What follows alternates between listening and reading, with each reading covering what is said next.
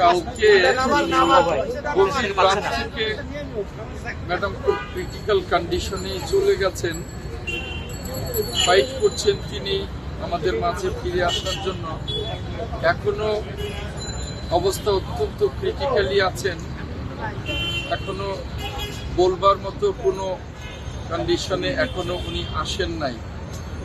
সারা জাতির কাছে দোয়া চাই ম্যাডাম যেন আমাদের মাঝে ফিরে আসতে পারেন। বলা যায়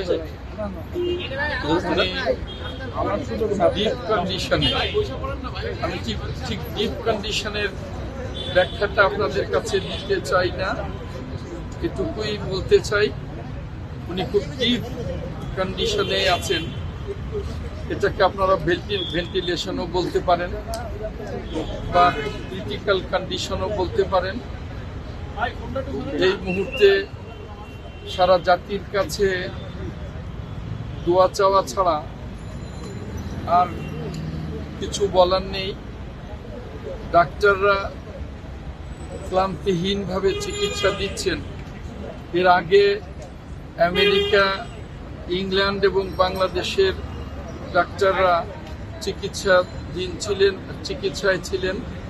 এখন চায়নার ডাক্তাররাও ইনভলভ হয়েছেন। সকলে মিলে ক্লান্তিহীনভাবে চেষ্টা করছেন। বাদবাকি আল্লাহ ভরসা, এই ক্রিটিক্যাল কন্ডিশন থেকে ম্যাডাম যেন আমাদের মাঝে পরিপূর্ণ সুস্থ হয়ে ফিরে আসতে পারেন, এটাই আল্লাহ রাব্বুল আলামিনের কাছে একমাত্র ধন্যবাদ।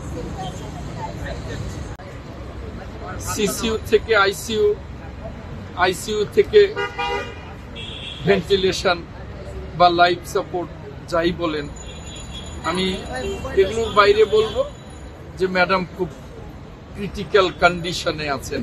আমি এর বাইরে অন্য কিছু বলতে চাই না, শুধু ম্যাডামের জন্য জাতির কাছে দোয়া চাই।